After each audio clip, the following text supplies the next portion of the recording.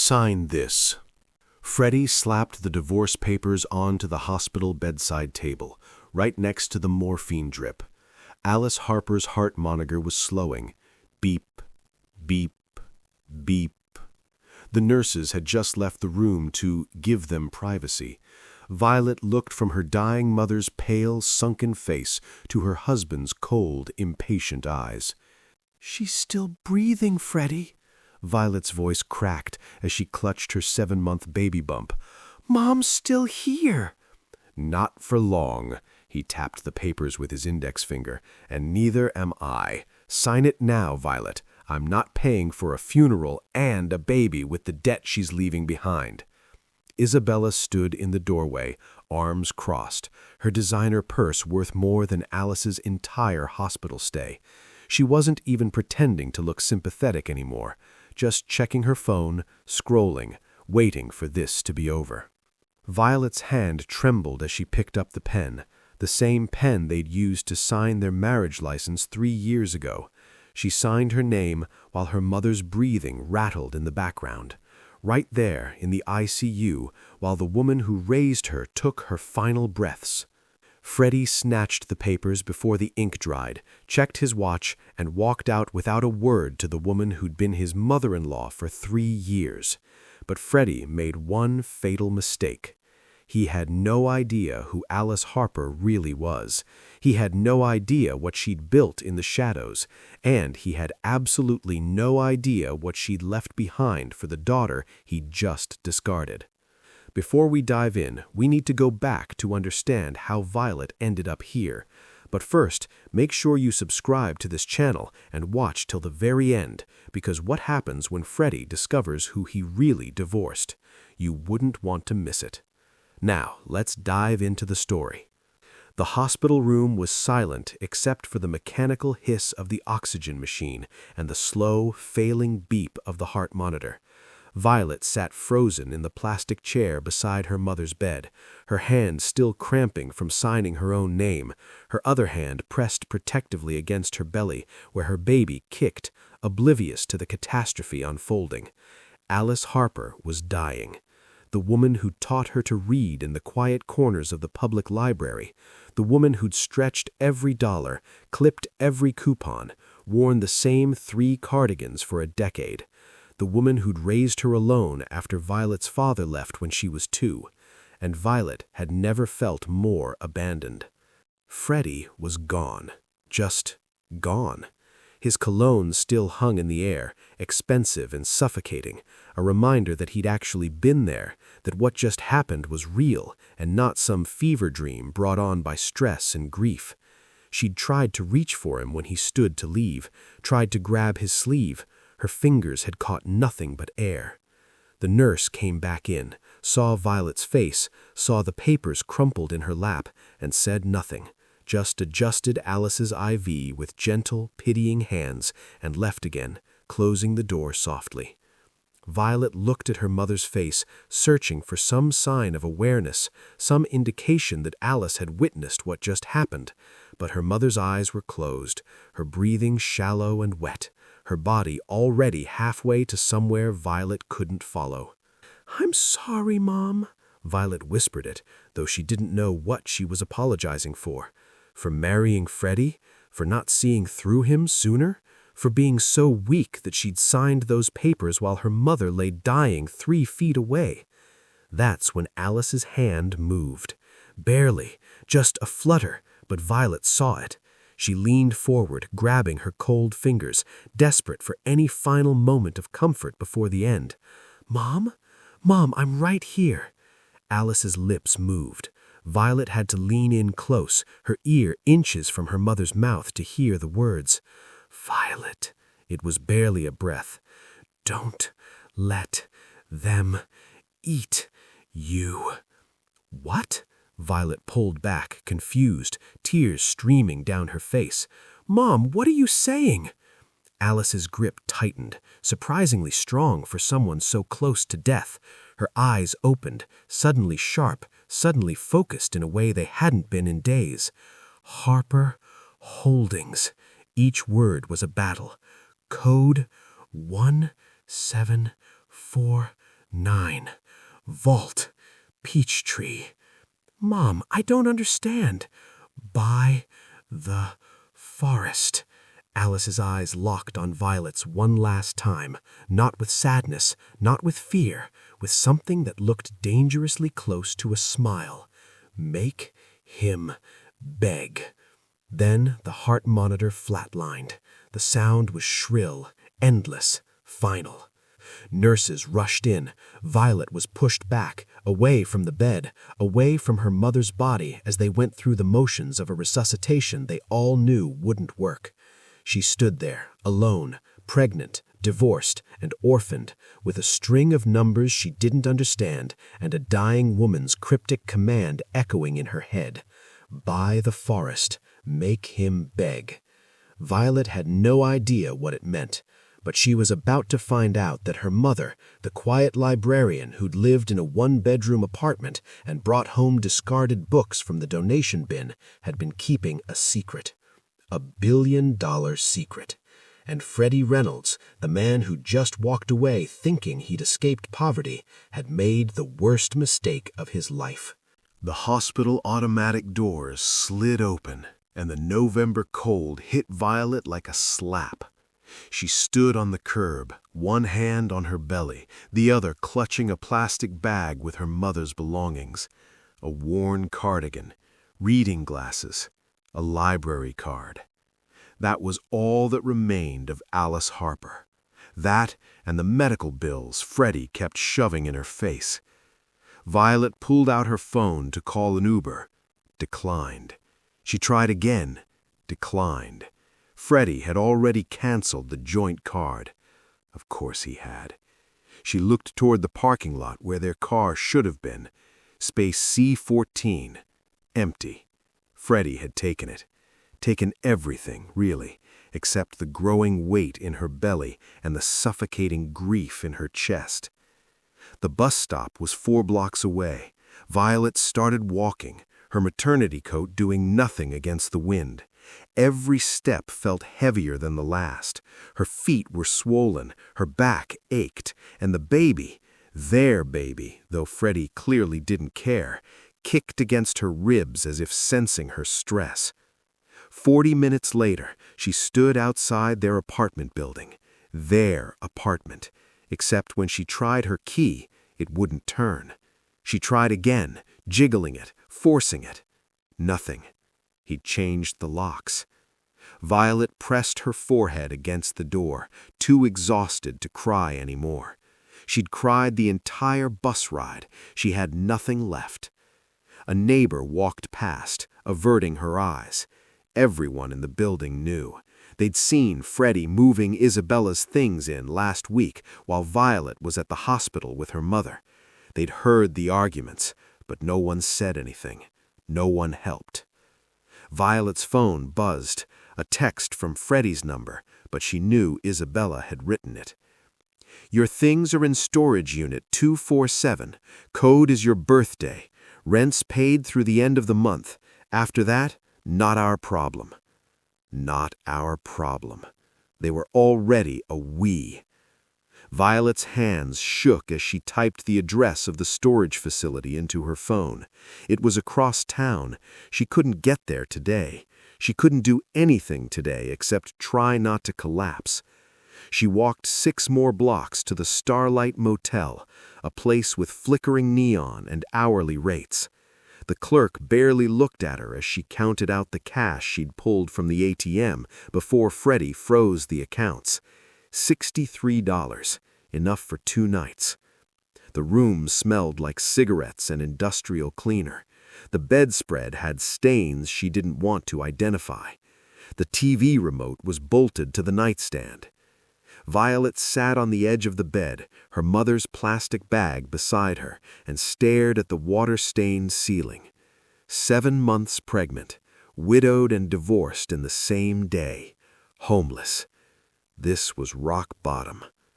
But she didn't know yet that rock bottom was exactly where Alice Harper had planned for her to land, because tomorrow a man in a black suit would find her, and everything would change. The funeral was pathetically small. 12 people in a chapel meant for 50.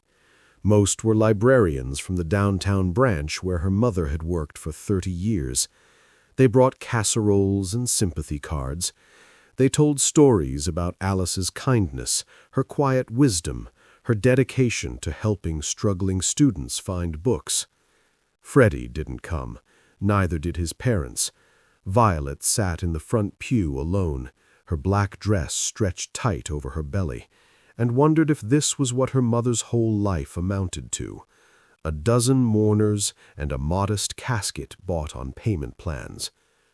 After the service, as people filtered out, a man approached. Tall, 50s, immaculate charcoal suit that probably cost more than Violet's wedding dress. He didn't look like he belonged at a librarian's funeral. "Mrs. Bennet?" His voice was quiet but commanding. "My name is Richard Chen. I was your mother's attorney. We need to talk." Violet blinked. "My mother didn't have an attorney. She could barely afford—" "Not here." He glanced around the emptying chapel. "There's a car outside, please." Something in his tone made her follow. The black Mercedes idling at the curb definitely didn't belong in this neighborhood. Chen opened the door. Violet hesitated, then got in. What did she have to lose? They drove in silence to the financial district, pulling into an underground garage beneath a building Violet had passed 1,000 times but never entered. Preston and Hawthorne Private Banking, the kind of place with no signs, no advertising, the kind of place you needed to be invited to. Chen led her through marble hallways to an elevator that required a key card, down, not up, below street level. The doors opened to a corridor lined with vault doors. "I don't understand," whispered Violet. Chen stopped at Vault 117. He pressed his thumb to a scanner, then stepped aside. "Your turn." "What?" "Your thumbprint, Mrs. Bennet. Your mother registered you as sole beneficiary." Violet's hand shook as she pressed her thumb to the scanner. The vault door clicked.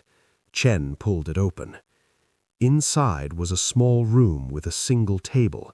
On it sat a leather portfolio, a letter with her name in her mother's handwriting, and a document stamped with gold seals.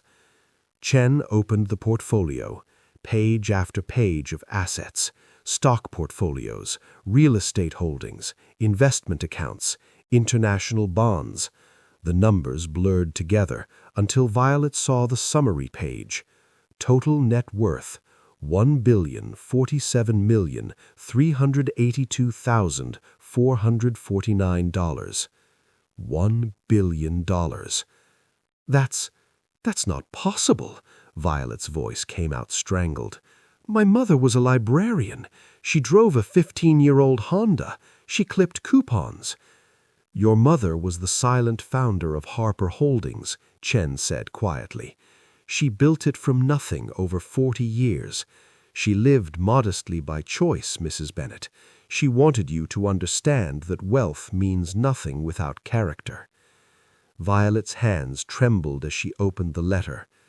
"My darling Vi, if you're reading this, I'm gone, and I hope I taught you well. The wolves will come for you now. Freddie was just the first, but you're stronger than they know. Don't let them eat you, sweetheart. Buy the forest. All my love, Mom." Violet looked up at Chen, tears streaming down her face. "What do I do?" Chen's expression didn't change, but something flickered in his eyes, almost a smile. "Whatever you want, Mrs. Bennet. You own the forest now." Violet vanished. No social media, no phone calls returned. The few people who'd known her, Freddie's old colleagues, distant relatives, assumed she'd crawled into some hole to nurse her broken heart and wait for the baby. They had no idea she was in a conference room on the 42nd floor of Harper Holdings' private headquarters, learning how to destroy lives. Richard Chen had assembled the team. Marcus Webb, corporate raider who dismantled 3 Fortune 500 companies before his 40th birthday. Patricia Torres, forensic accountant who could find hidden assets in a shell corporation faster than most people could balance a checkbook. James Okonkwo, mergers and acquisitions specialist known on Wall Street as the Undertaker. They taught her everything. Business is war, Marcus said during week 1, spreading financial statements across the glass table. The polite handshakes and cocktail parties are just reconnaissance. Real power is knowing exactly where your enemy is weak, then pressing on that spot until they break. Violet, now 5 weeks past her mother's funeral and visibly pregnant, leaned forward. Show me how. They started with the basics: how to read a balance sheet, how to identify debt leverage, how to trace money through subsidiary companies. Violet absorbed it like she'd been starved. Every night she stayed until midnight, only leaving when Shen insisted she needed rest for the baby. By week 6, she wasn't asking questions anymore. She was spotting vulnerabilities before Marcus pointed them out. There, she said, tapping a line item in a company prospectus, that loan structure is unsustainable if interest rates rise even half a point. They're one bad quarter from collapse. Patricia smiled. That's Bennett Development Corp., your ex-husband's company. Violet's pen froze. She looked up. Show me everything. They spread it all out. Freddie's company was a house of cards. He'd been borrowing aggressively to fund Isabella's lifestyle, the penthouse, the cars, the trips to Santorini. He'd taken out bridge loans assuming a major development deal would close, but that deal was contingent on rezoning approvals that were stuck in committee. He's got maybe 90 days before the banks start calling in the loans, James said.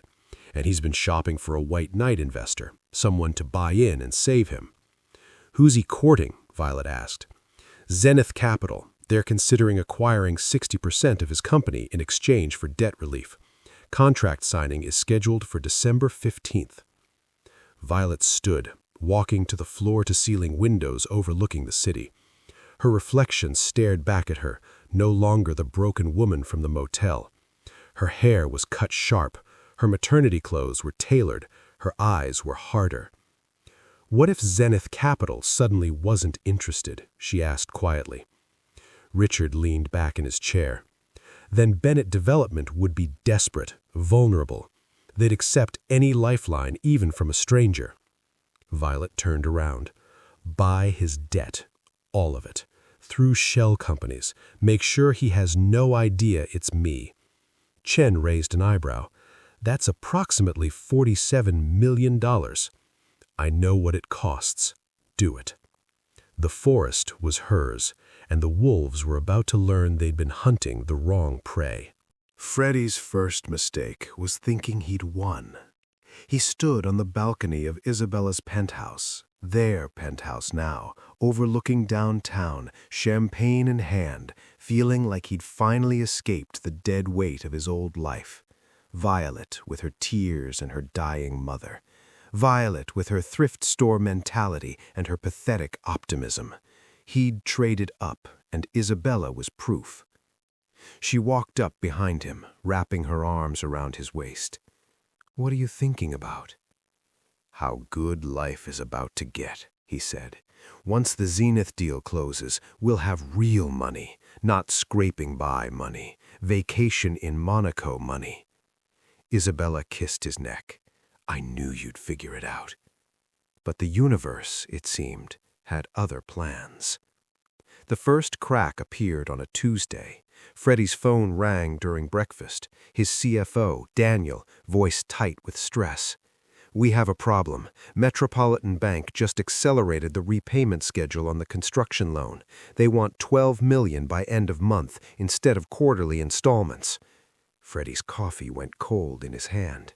"They can't do that. We have a contract." "They can if we're in technical default. Apparently we missed a covenant reporting deadline by 3 days. It's in the fine print." "That's insane. We've banked with them for 8 years?" "I know, but they're not budging. And Freddie, Carlson Supply just canceled our materials contract for the Riverside project. No explanation, just a termination notice." The cracks became fissures. By Thursday, 2 more suppliers had dropped him. His line of credit with Harrison Financial was suddenly under review. The zoning approval he'd been promised was mysteriously stalled again. Freddie spent his days on the phone trying to plug holes in a dam that kept springing new leaks. He couldn't understand it. His company had been solid. Sure, they were leveraged, but so was everyone in development. This felt orchestrated. Then Daniel called with stranger news. Someone's been buying up our debt. Remember that equipment loan with Trimark? Sold. The bridge loan with Coastal Funding? Sold. All to the same buyer. Who? Freddie demanded. Their shell company called H Corp. I can't trace it beyond that, but Freddie, they now own about 60% of our outstanding obligations. Freddie's mind raced. What do they want? That's the weird part. Nothing yet. They're just sitting on it. A lifeline, Freddie thought. It had to be. Some investment group saw the value in his company despite the turbulence. They were positioning for an acquisition, buying up debt at a discount to gain leverage. He called his lawyer. Get me a meeting with H Corp. Whoever they are, they're clearly interested. Maybe we can negotiate better terms than Zenith. Isabella found him that night, hunched over spreadsheets, stress lines etched deep around his eyes. What's wrong? Nothing, he lied. Just working on the deal. There's a new player, H Corp, might be our salvation. He had no idea that salvation was the last thing H Corp had in mind, or that the invisible hand choking his company belonged to the woman he'd thrown away like garbage. The Winston Children's Hospital Gala wasn't a major event. B-list charity, local press, minor donors writing checks to feel good about themselves. But it was public, and that's exactly what Violet needed. She stepped out of the black car, and the few photographers present turned automatically, then froze. The woman who emerged wasn't who they expected. Designer maternity gown in deep emerald silk that cost more than most people's monthly rent. Hair swept into an elegant chignon, subtle but flawless makeup that highlighted bone structure they never knew existed.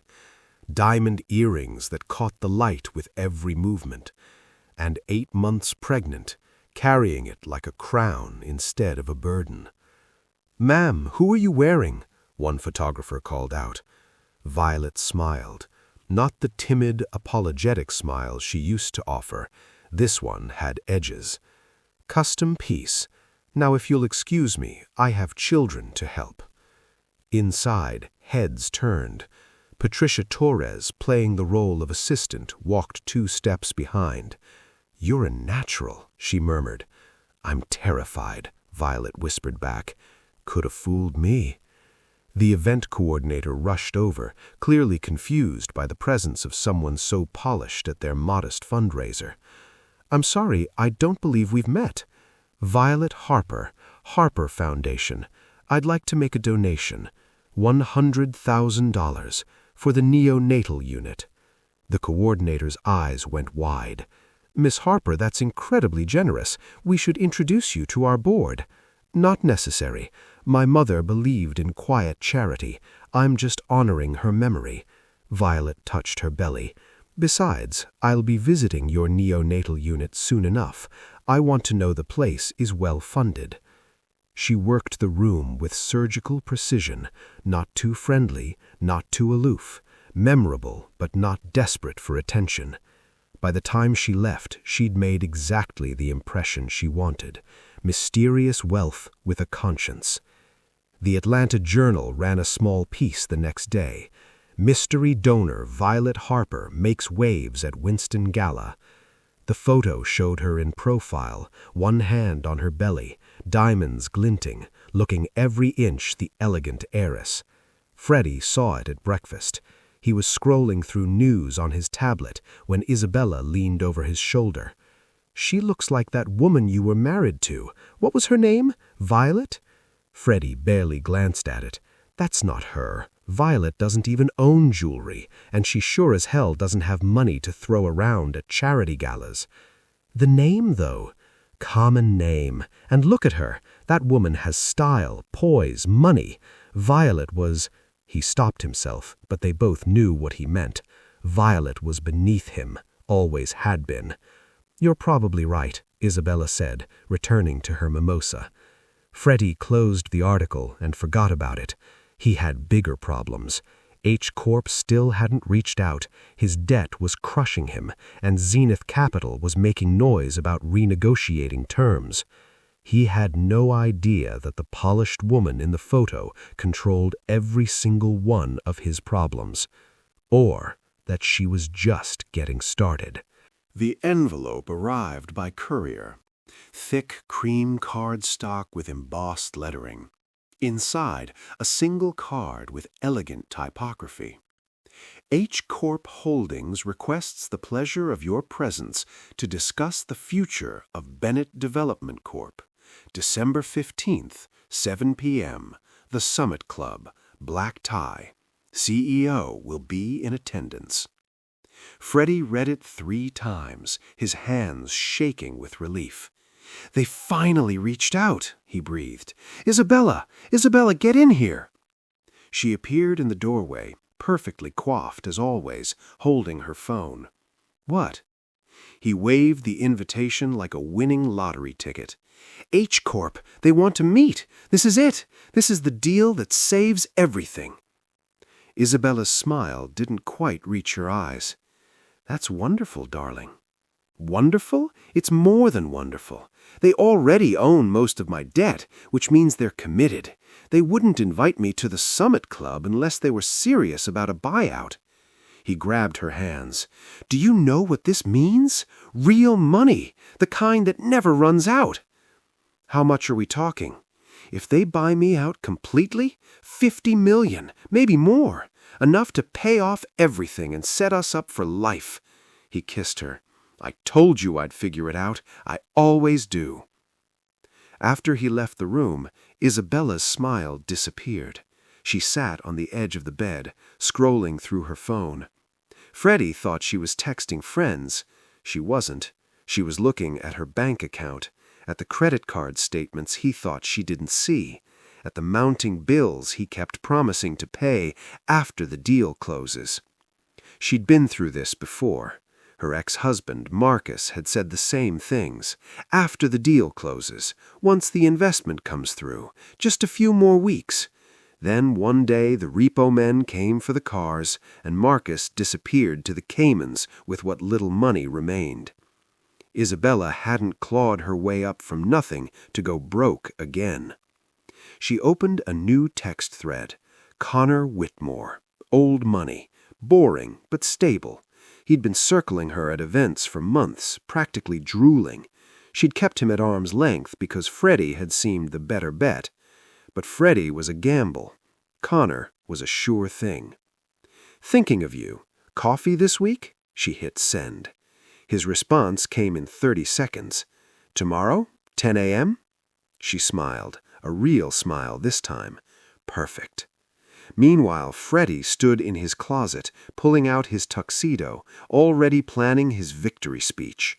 In his mind, he was already shaking hands with H Corp's CEO, already signing papers that would make him whole again, already proving to everyone, especially his ex-wife, wherever she was, that he'd made the right choice. He tried on the tuxedo. It fit perfectly.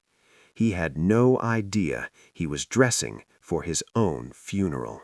The contractions started at 3 a.m., 12 days before the scheduled meeting with Freddie. Violet woke in her new penthouse, not ostentatious, just secure, with a sharp pain radiating across her belly. For a moment she panicked, not because of the pain, but because of the timing. "Not yet," she whispered to her stomach. "Just 12 more days, sweetheart. Mommy has a meeting." Her son had other plans. Richard Chen drove her to Mercy Grace Hospital, the best in the city, where a private suite waited. No shared rooms, no fluorescent lights, no strangers asking questions. Dr. Sarah Okafor, who'd been on retainer for the past month, met them at the private entrance. "Let's meet this baby," she said with a calm smile. Labor was nothing like Violet expected. She'd prepared for pain, but not for the primal intensity of it, the way it wiped away every careful plan and corporate strategy and left only the raw truth. She was alone in this. No husband holding her hand, no mother coaching her through. Just her and this baby fighting their way into the world together.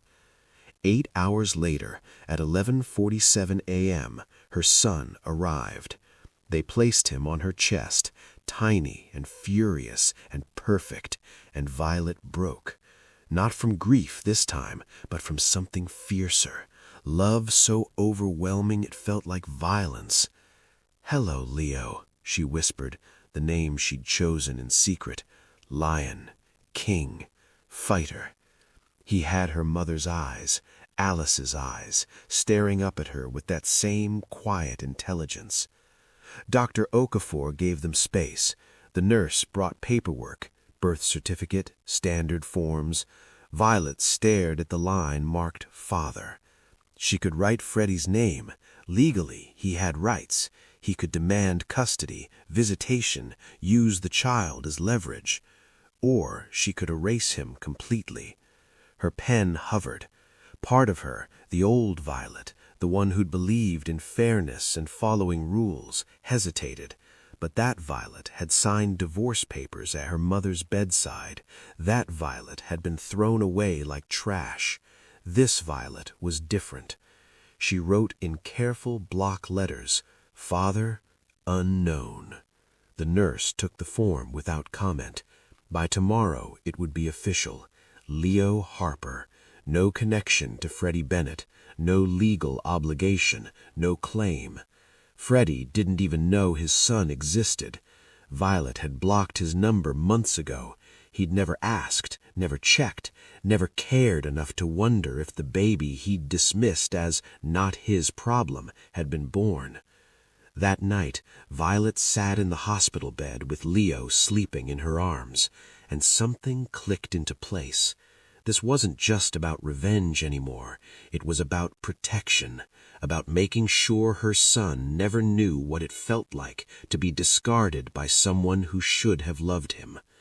"Your grandmother left us a forest, and I'm going to make sure no wolf ever touches you."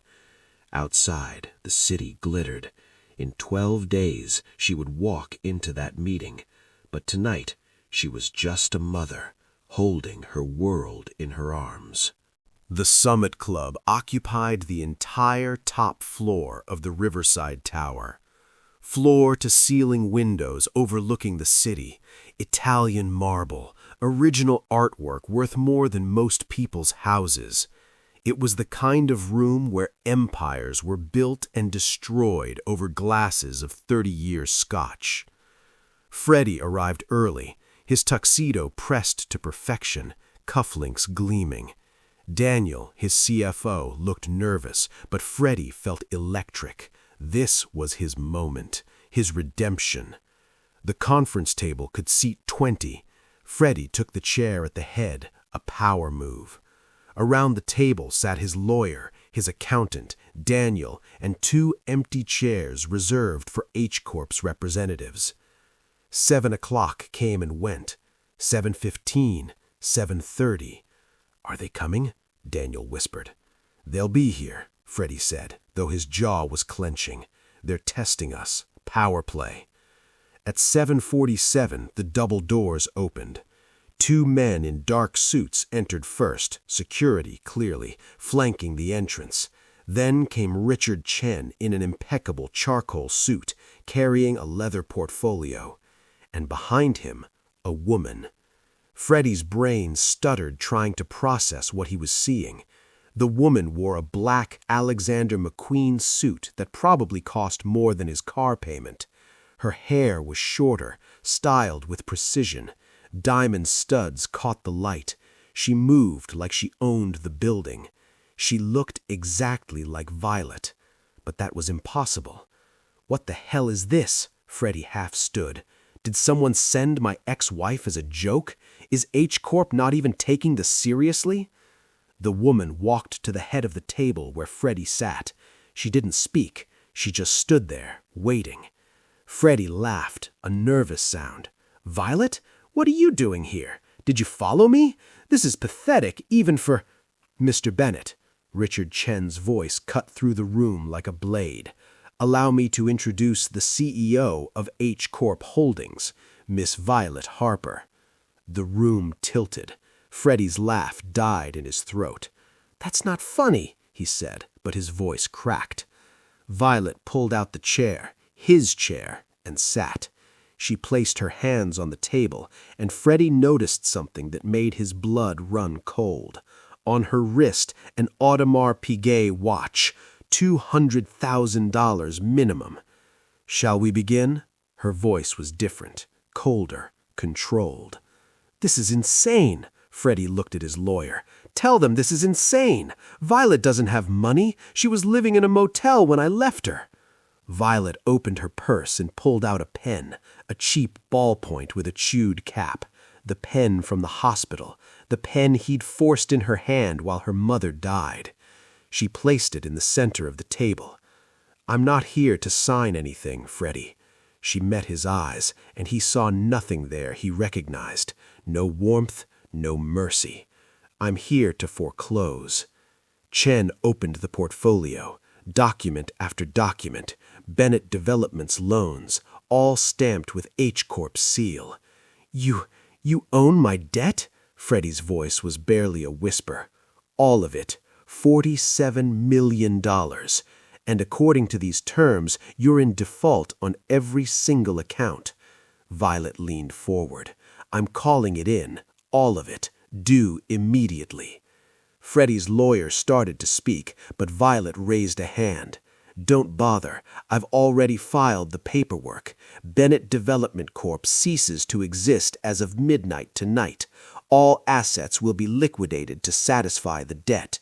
"You can't—" Freddie stood, his chair scraping back. "You're nobody. You're a librarian's daughter. You don't know anything about business."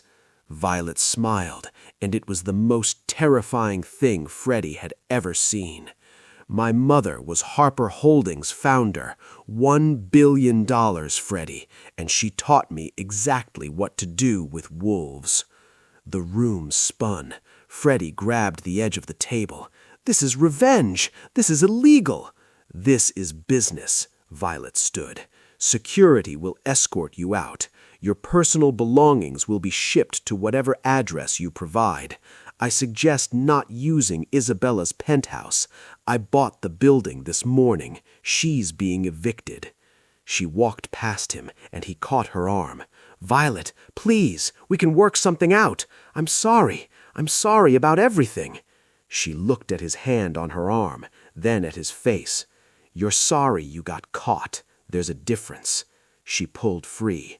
"Oh, and Freddie, you have a son. His name is Leo. You'll never meet him." She walked out, leaving Freddie collapsed in a chair that was no longer his, in a deal that never existed, his empire reduced to ash by the woman he'd thrown away at her weakest moment. The wolves, it turned out, had been hunting the wrong prey all along. Security didn't have to drag Freddie out. He walked, because what else could he do? His legs felt disconnected from his body, moving on autopilot while his brain tried to process the impossible math of his destruction. $1 billion. Violet had $1 billion. The elevator ride down was silent, except for the grinding of his teeth. The two guards flanked him, professional and indifferent. They'd done this before. Escorted men in expensive suits out of buildings they thought they owned. The lobby doors opened to the parking garage, and Freddie saw Isabella standing beside her Mercedes, phone pressed to her ear. Relief flooded through him. She'd come. She still believed in him. They could rebuild together. "Isabella!" He started toward her. She held up one finger, finishing her call. When she lowered the phone, her expression was carefully neutral. So it's true? You're bankrupt? It's temporary. This is Violet being vindictive. My lawyers will... Your lawyers can't do anything. Isabella's voice was flat. I called mine. H Corp's claim is airtight. You have nothing, Freddie. No company, no assets, no prospects. We can start over, together. There is no we. She opened her car door. There never really was. You were a bet that didn't pay off. Isabella, please, I love you. She paused, and for a moment he thought she might soften. Then she laughed, short and sharp. No, you don't. You loved what you thought I represented, just like you never loved Violet. You just loved the idea of having someone beneath you. She got in the car. Oh, and I'm keeping the engagement ring. Consider it severance. The Mercedes pulled away, taillights disappearing up the ramp, and Freddie stood alone in the concrete wasteland of the parking garage. His phone buzzed. Text from his lawyer. Isabella's building manager just called. Your belongings are in the lobby. You have 2 hours to collect them, or they go to donation. Freddie sank onto a concrete parking barrier, head in his hands. Everything, the penthouse, the life, the future he'd imagined, gone, demolished by a woman he'd dismissed as worthless. Across town, Violet pulled into the driveway of her mother's house, not the cramped rental she'd grown up in, the real house, the one Alice had owned but never lived in, keeping it as an investment, a secret piece of the empire. It had been renovated. Warm hardwoods, soft lighting, a nursery painted in gentle blues and greens. Leo slept in her arms, wrapped in a cashmere blanket, oblivious to the war his mother had just won. Violet walked to the mantel where her mother's photo sat, Alice in her librarian cardigan, smiling that knowing smile. I did it, Mom, she whispered. He thought he was leaving me with nothing, but you made sure I had everything. She looked down at Leo, at his perfect sleeping face. You taught me that wealth without character is just paper, but character with wealth? She smiled. That's a weapon. Outside, the city hummed with life. Somewhere, Freddie was realizing the cost of cruelty. Somewhere, Isabella was already hunting her next mark. Somewhere, men in boardrooms were learning that the quiet woman they'd overlooked was the most dangerous person in the room. But here, in this house built on her mother's quiet empire, Violet was just a mother holding her son. We bought the forest, Mom, she said softly, and we're never letting the wolves in again. She kissed Leo's forehead and closed her eyes, finally allowing herself to rest. The war was over, and she had won. Thank you for watching this story to the end. If you enjoyed this story, you will surely love the others we have on our channel. They are as crazier and more intriguing as you can ever imagine, so do check it out. We love you.